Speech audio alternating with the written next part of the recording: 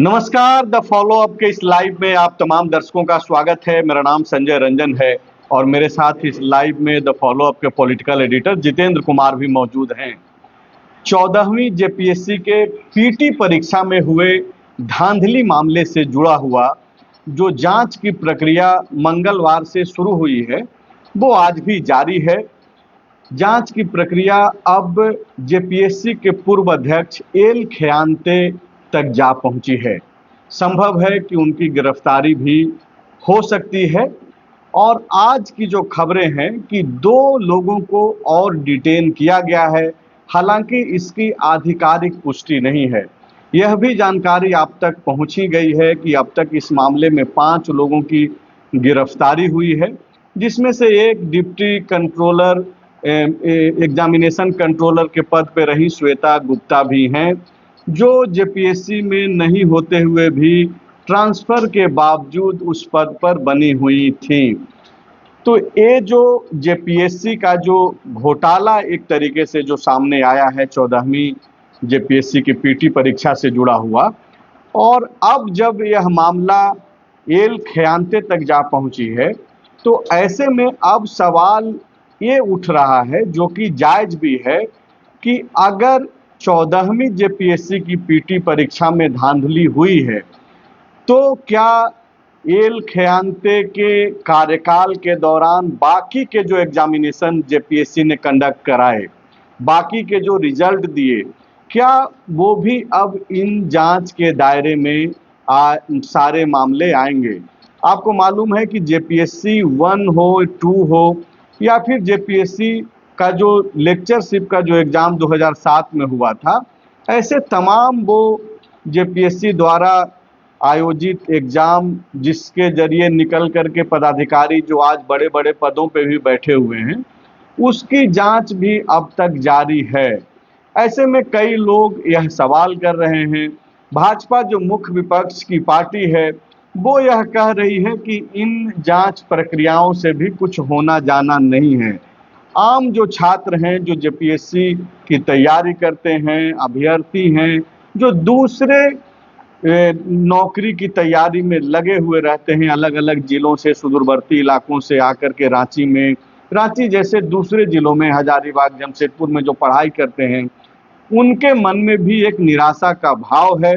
लेकिन खबरें ये स्पष्ट है कि मुख्यमंत्री हेमंत सोरेन इन सब पर नज़र बनाए हुए हैं और दावा यही किया जा रहा है कि मुख्यमंत्री हेमंत सोरेन खुद इस पूरे मामले की मॉनिटरिंग कर रहे हैं। एक एक चीज की मॉनिटरिंग हो रही है और जो संदेश अधिकारियों को, जांच करने वाले जो लोग हैं, चाहे वो सीआईडी के लोग जो इस मामले की जांच में जुटे हैं, जो अरेस्टिंग हो रही है, उन लोगों को सीधा संदेश है कि चाहे कोई भी हो, चाहे कितना भी बड़े पद पर बैठा हुआ व्यक्ति हो, अगर उसका नाम संदिग्ध अवस्था में पाया जाता है तो उस पर कड़ी कार्रवाई हो। एल खयांते तक सीआईडी और रांची पुलिस का पहुंचना, उसको उसी तरीके से भी देखा जा रहा है। सर, आपका जो अनुभव है, झारखंड बनने के पहले से आप पत्रकारिता में हैं, झारखंड को काफ़ी करीब से देख रहे हैं। जाहिर सी बात है कि जैसे ही इस तरीके के मामले का उद्भेदन होता है, जांच प्रक्रियाएं शुरू होती है, लोग पकड़े जाते हैं, तो पुरानी बातों को भी याद किया जाता है। इससे पहले कि हम लोग आज पुरानी बात की ओर आगे बढ़ें, जेपीएससी 1, 2 और बाकी के एग्ज़ाम का क्या हाल रहा है, क्योंकि जेपीएससी कि जो ये 14वीं जेपीएससी की पीटी परीक्षा में जो धांधली का जो मामला सामने आया और अब जबकि कार्रवाई हो रही है, पहला सवाल सर आपसे ये है कि क्या ये जो 27 फरवरी 2025 में एल खयांते ने बतौर चेयरमैन के तौर पे जिम्मेदारी संभाली, उसके पहले वो चीफ सेक्रेटरी रहे, अब जबकि उनके गले तक जो है यह जांच पहुंच चुकी है, गिरफ्तारी की तलवार भी लटकी हुई है, हो सकता है कि उनकी गिरफ्तारी भी हो जाए, क्या ये मामला सिर्फ इस पीटी परीक्षा तक के ही जोड़ करके देखा जाना चाहिए या फिर बाकी के भी जो एग्जाम इनके कार्यकाल में कंडक्ट हुए वो भी अब संदिग्ध के तौर पे है? देखिए, गड़बड़ी की तार एक दूसरे परीक्षा से जुड़ेगी ही, क्योंकि इसमें जो मेन का नाम आ रहा है, जिस एजेंसी को परीक्षा संचालन की जिम्मेदारी दी गई है, उसी पर मुख्य आरोप है। तो वो एजेंसी जेपीएससी की परीक्षाओं का आयोजन कराता था। तो जब गड़बड़ी, अगर एजेंसी गड़बड़ किया है और ब्लैकलिस्टेड कंपनी है, तो वो जिन जिन परीक्षाओं को मतलब कंडक्ट कराया है, सब में कहीं ना कहीं गड़बड़ी की बू आएगी ही। और विश्वास ऐसा हो रहा है कि एक दूसरे से तार जुड़ेंगे और गड़बड़ियां धीरे धीरे बहुत दूर तक जाएंगी, पकड़ी जाएंगी। एल खयांते जो 2 दिन पहले तक चेयरमैन के पद पर बने हुए थे सर, आज उनके घर तक इस्तीफा देने के बाद जो है सीआईडी और रांची पुलिस की टीम पहुंची और छापेमारी हुई, उनसे पूछताछ की गई है। तो ये सिर्फ तार पहुंचेंगे उन तक संकेत है, या फिर इसको मान लेना चाहिए कि भाई ये सिर्फ 14वीं जेपीएससी की पीटी परीक्षा तक का मसला नहीं है, बाकी के जो एग्जाम है। पहले तो आप ये दर्शकों को बता दीजिए कि इनके कार्यकाल में कौन कौन से एग्जाम कंडक्ट हुए। जैसे इनके कार्यकाल में सबसे पहले तो 11वीं से 13वीं जेपीएससी की परीक्षा का जिक्र करना जरूरी है। डॉक्टर नीलिमा केरकेट्टा उस समय जेपीएससी की अध्यक्ष थी जी। उनका कार्यकाल अगस्त 2024 में पूरा हो गया और कहा जाता है कि 11वीं से जो 13वीं की परीक्षा थी, उसमें इंटरनली बहुत कुछ नीलिमा केरकेट्टा को गड़बड़ी दिखाई पड़ रही थी, इसलिए उन्होंने अंतिम परीक्षा फल का प्रकाशन पर नहीं होने दिया अपने कार्यकाल में, और वो उनका कार्यकाल समाप्त हो गया। उसके बाद एल खयांते आए और इनके आने के बाद 11वीं से 13वीं जेपीएससी के परीक्षा का अंतिम परिणाम, मतलब मुख्य परीक्षा का अंतिम परिणाम निकला। उसके बाद इंटरव्यू हुआ और अंतिम परिणाम निकल के सारे के बहाली। मतलब 11वीं से 13वीं तक का जो परीक्षा हुआ, उसका मेंस का रिजल्ट और इंटरव्यू एल खयांते के कार्यकाल में हुआ। हाँ, मतलब इंटरव्यू और अंतिम परीक्षा फल का प्रकाशन एल खयांते के कार्यकाल में। अच्छा, प्रकाशन सिर्फ हुआ। हाँ, और परीक्षा का आयोजन और मेंस नीलिमा केरकेट्टा के समय ही हो चुका था, लेकिन वो उसके बाद जो रिजल्ट निकलना था, इंटरव्यू आयोजित करना था, उससे वो इनकार मतलब नहीं होने दिया। इंटरनली क्या कारण है वो अब जांच हो रही है, तो इस जांच में अब अगर वहां तक तार पहुंचेगा, 11वीं से 13वीं में भी पहुंचेगा, तो बातें सामने आएंगी। एक जो कुछ लोग ये दावा कर रहे हैं, या फिर हल्की जुबान में जो बातचीत आ रही है कि एल खयांते को लेकर के, कि ठीक है कि उनके गले तक, उनके आवास तक जो है जांच की प्रक्रिया पहुंची है, उनके घर तक जांच की में जो जांच करने वाली जो टीम है वो पहुंची है, लेकिन कोई ये जरूरी नहीं है कि ठोस जो है कोई सबूत उनके पास हो। मेरा सवाल ये है सर कि बगैर ठोस सबूत के जो व्यक्ति चीफ सेक्रेटरी के पद पे रहा हो, चेयरमैन के पद पे रहा हो, क्या ये संभव है कि इतनी आसानी से जो 3 दिन पहले जो जांच शुरू हुई है छापेमारी के जरिए, 3 दिन के अंदर भी सीधे चेयरमैन के गले तक वो मामला जा पहुंचे? या फिर कोई ठोस सबूत आपको लगता है कि ठोस सबूत मिल गया होगा तभी जाकर के एल खयांते के घर में जांच टीम पहुंची है? देखिए, बगैर ठोस सबूत के तो मतलब सीआईडी और पुलिस, एक्स चीफ सेक्रेटरी रहा हो स्टेट का, उसके घर या जो जेपीएससी कार्यालय है वहां पर छापामारी नहीं करेगी पुलिस और सीआईडी। तो कहीं ना कहीं तथ्य तो निश्चित रूप से सीआईडी के पास होगा, उसी आधार पर वो आगे बढ़ रहा है। और आप देख सकते हैं कि जेपीएससी कार्यालय में छापामारी के बाद आज जेपीएससी अध्यक्ष के घर पर भी छापामारी हो गई। तो अगर तथ्य नहीं होता तो सीआईडी इतना तेजी से और इतने बड़े अधिकारी के आवास पर छापेमारी नहीं करती है, अमूमन नहीं करती है। एक जो सवाल भाजपा उठा रही है और बीजेपी का ये कहना है, जो कि हर मामले में ऐसा होता है कि स्टेट की एजेंसी पर बीजेपी को भरोसा नहीं है और सेंट्रल की एजेंसी पे स्टेट को भरोसा नहीं है। इस मामले में भी यही एंगल जो है एंटर कर गया है बीजेपी के इस बयान के जरिए कि सीआईडी और रांची पुलिस के जरिए जो है मामले को झांपने की कोशिश हो रही है, ना कि इसको जो है रिवील करने?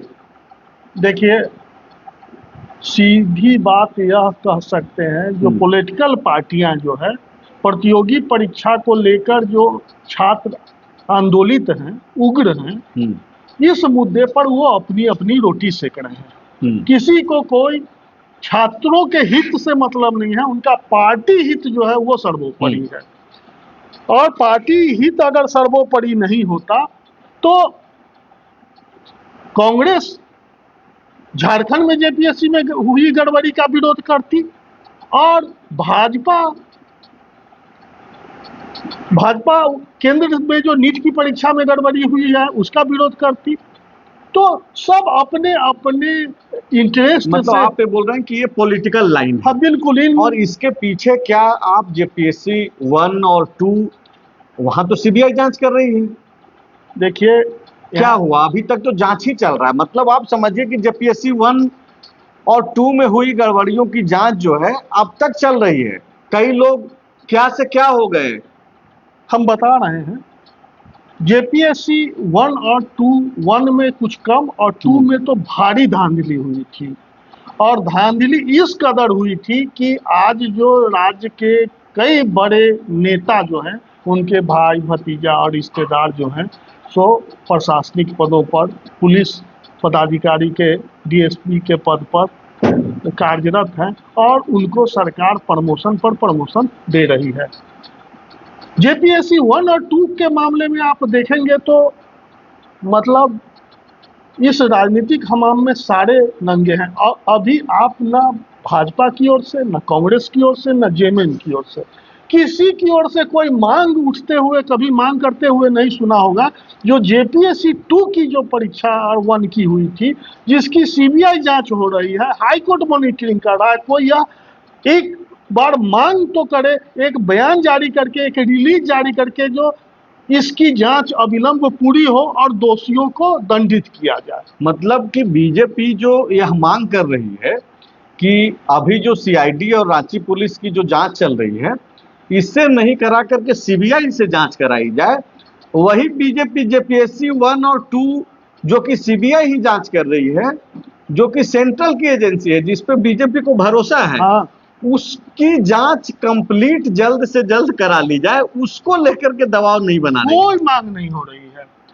और आज मतलब देखिए कि ये छापेमारी सिर्फ आज जो है जेपीएससी के पूर्व चेयरमैन के घर तक में ही नहीं हुआ, बाकायदा जेपीएससी कार्यालय में आज भी जो है टीम पहुंची। ये जो एजेंसी है जो एग्जाम कंडक्ट करा रही थी, उसके ऑफिस में भी आज भी जो है जांच प्रक्रिया और वहां भी जांच टीम पहुंची। देखिए, इसको अगर पीछे जाएंगे तो अभी तो एक एल ख्यांते के आवास पर छापामारी हुई है जी। अभी गिरफ्तार नहीं हुए हैं वो। हो सकते हैं जो तथ्य मिले, भ्रष्टाचार के प्रमाण मिले तो सीआईडी उन्हें भी गिरफ्तार कर ले।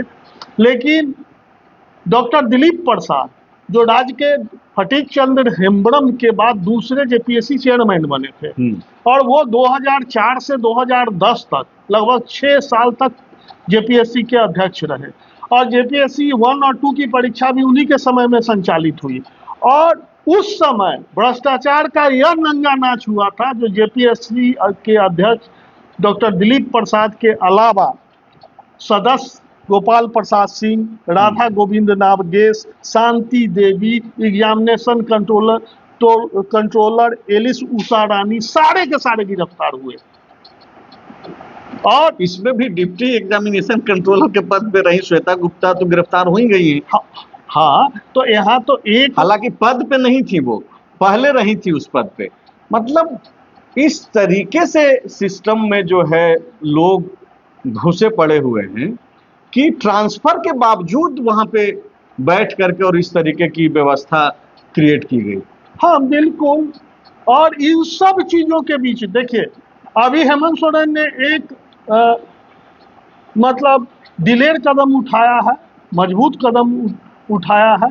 उन्हीं के आदेश पर सीआईडी की छापेमारी भी हो रही है, जांच भी हो रही है।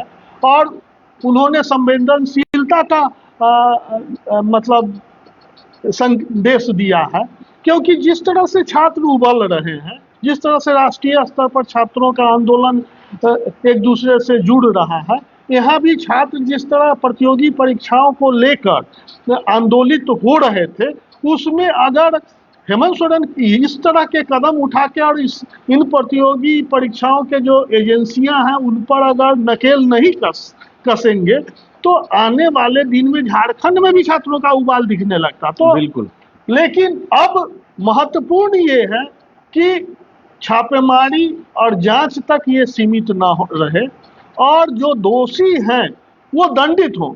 क्योंकि जेपीएससी 1 और 2 की बात तो हम लोग बार बार करते हैं, लेकिन इससे बड़ा घोटाला नहीं था। 2007 में राज्य के विश्वविद्यालयों में पहली बार लेक्चरर के पद पर नियुक्ति का वैकेंसी निकला। 2007 में 2000 जेपीएससी ने ही कंडक्ट कराया था। 2008 में उसका रिजल्ट निकला। 2000 उसके बाद उस रिजल्ट में भी गड़बड़ी को लेकर तरह तरह का शिकायतें होने लगी और मामला हाई कोर्ट गया और हाई कोर्ट ने 2012 में इसको सीबीआई जांच का आदेश दे दिया। 2012 से 2026 14 साल बीतने जा रहा है। सीबीआई चार्जशीट हाईकोर्ट में दाखिल कर चुकी है, लेकिन उस जांच का भी अंतिम फलाफल नहीं निकला है और अंतिम परिणाम नहीं आया है। जबकि इस परीक्षा में भी राज्य के बड़े बड़े अधिकारियों, नेताओं और प्रभावशाली लोगों के रिश्तेदारों की उस परीक्षा में नियुक्ति हुई है और उस सीबीआई ने जो चार्जशीट दाखिल किया है हाई कोर्ट में, उसमें लगभग 55-56 लोगों के नाम हैं। तो आप देखिए, जांच हो रही है, 2012 से जांच हो रही है, 14 साल हो गया, फलाफल नहीं निकालना है। जेपीएससी 2020 साल हो गया उसका जांच का और कुछ नहीं हो रहा है। मतलब आप ये बोल रहे हैं सर कि ये जो जांच की जो प्रक्रियाएं शुरू होती है, खास करके ऐसे मामलों में जहां फ्यूचर जुड़ा हुआ है, जहां पे बच्चे बहुत संघर्ष करके जो है पढ़ाई करते हैं, तैयारी करते हैं, इस उम्मीद के साथ कि जो वैकेंसी आ रही है, चाहे वो जिस स्तर का भी है, उसमें बहुत ही ट्रांसपेरेंसी के साथ उनको मौका मिलेगा। लेकिन ऐसे मामले उन सारे उम्मीदों पर पानी फेर देती है और एक निराशा का भी भाव क्रिएट करता है। जितेंद्र सर ये बोल रहे हैं कि भाई 12-12 साल, 14-14 साल जांच ही चलता है। आज ही प्रधानमंत्री नरेंद्र मोदी ने एक बयान जारी किया और उन्होंने कहा कि ऐसे मामलों को लेकर के फास्ट ट्रैक कोर्ट का गठन करेंगे। बिल्कुल, कायदे से यही होना चाहिए कि कुछ लोग, जब हम लोग खबरें चला रहे हैं तो कुछ का कहना है कि लीकेज फ्री व्यवस्था एकदम से नहीं बन सकता है, लेकिन कोशिशें हो सकती है, जैसी कि हो रही है, ऐसा सरकार के लोगों का दावा है। विपक्ष अपने हिसाब से दावा करता है, लेकिन ये जो फास्ट ट्रैक कोर्ट की गठन की बात प्रधानमंत्री नरेंद्र मोदी कह रहे हैं, उसमें एक दम तो दिखता है कि अगर ऐसा मामला आता है तो आप ये 14 साल तो मत लगाइए कि पता चल रहा है कि कोई आया था डीएसपी के पद पर और अभी कहां से कहां प्रोन्नति भी हो गया और क्या से क्या चीज हो गया। देखिए, एक चीज, व्यवस्था बदलती है ना, और सामाजिक सरकारी व्यवस्था बदल रही है। इसका एक उदाहरण से आप बहुत आसानी से समझ सकते हैं। पहले कोई भी मुकदमा और केस की मतलब जांच जो है वो बरसों चलती थी। उस समय इंटेलिजेंस के पास ये ऑनलाइन व्यवस्था, मतलब जो जितनी सुविधाएं आ गई है जांच की, उतनी नहीं थी। आदमी को अब वक्त नहीं है, वो इंतजार करने के मूड में नहीं है। अभी हमको आपको खाने का मन है, एक समय था जब कोई चीज हमको खाने का मन था तो हम ऑर्डर करते थे घर में या होटल जाते थे, फिर होटल में बनवाते थे, खाते थे, मतलब बहुत तरह का एक लंबा समय लगता था। आज क्या है, अभी आपको कोई चीज खाने का मन है, आप स्विगी और जोमेटो को ऑर्डर कीजिए, वो 15 मिनट में आपको दे देता है। तो अब आदमी हर माइंडसेट से भी चाहता है, जो कोई चीज गड़बड़ी हुई है तो हमको उसका परिणाम तत्काल अब चाहिए। तत्काल का मतलब हम ये नहीं कह रहे हैं जो 2 दिन और 5 दिन और 10 दिन, लेकिन बरसों नहीं चाहिए। बरसों अब आदमी इंतजार के मूड में नहीं है, पक्ष में नहीं है, उसके पास इतना समय नहीं है। और यही कारण है जो छात्र आज उबल रहे हैं और छात्रों का आंदोलन धीरे धीरे पूरे देश में धीरे धीरे फैलना शुरू कर दिया है।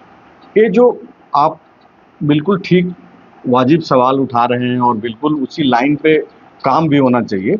ये जो चीज़ें हो रही हैं झारखंड में जेपीएससी को लेकर के, एक चीज़ सर, सवाल सिर्फ ये नहीं है कि ये भ्रष्टाचार अनियमितता की वजह से गलत लोग शामिल हो जा रहे हैं और उनको मौका मिल जा रहा है। अभी कई छात्रों का ये फ़ोन कॉल्स आ रहा है सर, एक मैं नाम लेना उचित भी नहीं है, एक छात्र जो है वो फ़ोन करके मतलब रोने लगा, उसका पीटी में रिजल्ट हुआ है सर। ठीक है कि क्या धांधली हुई वो तो जांच में सब कुछ स्पष्ट होगा, लेकिन आप समझिए कि जो जेन्युइन स्टूडेंट है, जो अपने मेरिट के बल पे जिसने पीटी एग्जाम निकाला, ऐसे कई लोग जिनका रिजल्ट आया है जो कि जेन्युइन स्टूडेंट रहे हैं, अब वो क्या करें, उनकी परिस्थितियों को कौन समझेगा?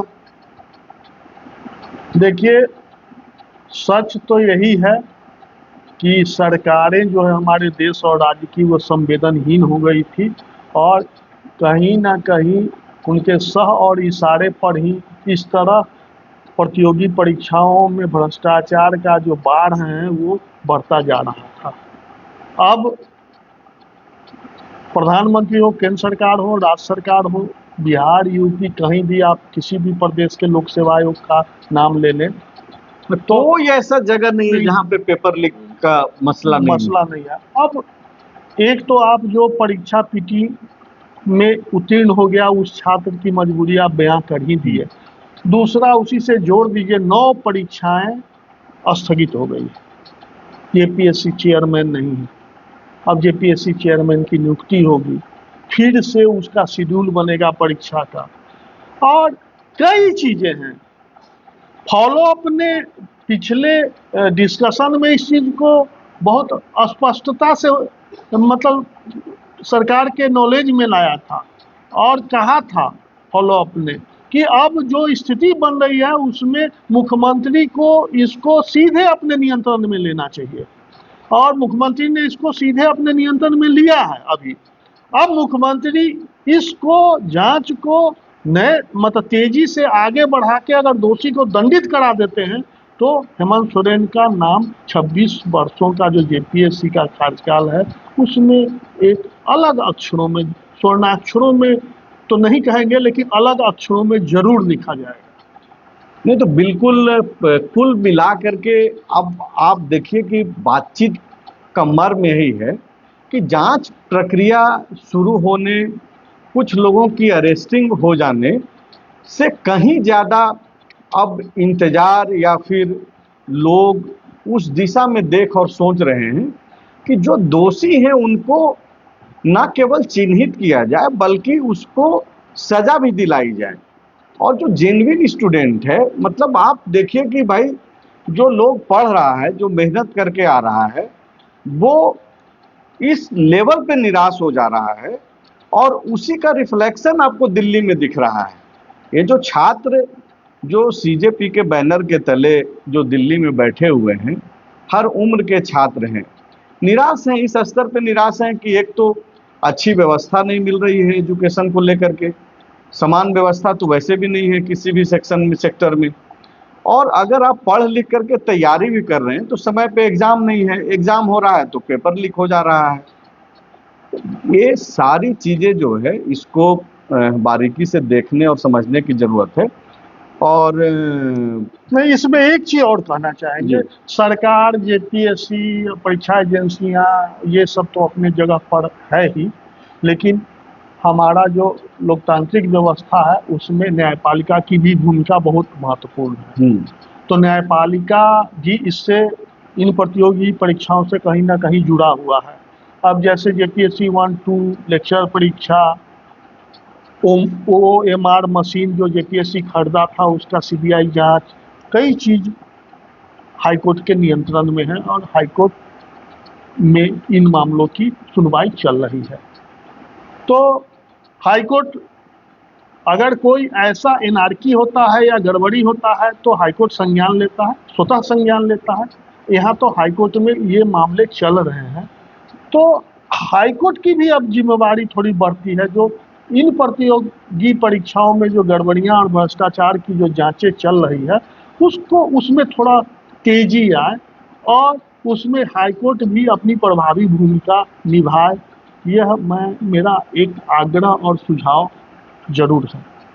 तो बिल्कुल। और अभी आप देख रहे थे फॉलो अप, और लगातार हम लोग कोशिश करते हैं कि जो ज़रूरी मुद्दे हैं वो आप तक हम लोग पहुंचाएं, उसका विश्लेषण भी करें और ये भी समझाने की कोशिश करें कि पीछे से क्या कुछ चल रहा है। आपको जो दिख रहा है क्या उतना ही सच है या फिर उसके पीछे भी कुछ चीज़ें हो रही है। तो जेपीएससी खास करके जो 14वीं जेपीएससी की जो पीटी परीक्षा में जो धांधली से जुड़ा हुआ जो मामला है, इस चीज़ को लेकर के इतना तो हम लोगों के पास जानकारी है ही कि मुख्यमंत्री हेमंत सोरेन खुद इस मसले को देख रहे हैं और काफ़ी गंभीरता के साथ देख रहे हैं। अब सवाल वही है कि ये जिस तरीके से वो देख रहे हैं, क्या ये मामला गिरफ्तारी के बाद आगे जा कर के भी जो है चीज़ें समेटने की कोशिश होगी। तो इंतज़ार कीजिए, देखिए क्या कुछ होता है। एल के अंत तक ये मामला जा पहुंचा है, लगातार पूछताछ हो रही है। आज भी जो खबरें, जो इंट्रो में हमने कहा भी कि आज भी 2 लोगों को डिटेन करने की जानकारी है, लेकिन इसका लेकर के कोई आधिकारिक तौर पे अब तक कहा नहीं गया है प्रशासनिक अधिकारियों के द्वारा। तो इंतज़ार कीजिए, अभी लगातार इस तरीके की खबरें जो है जेपीएससी से जुड़ी हुई आती रहेंगी। शुक्रिया।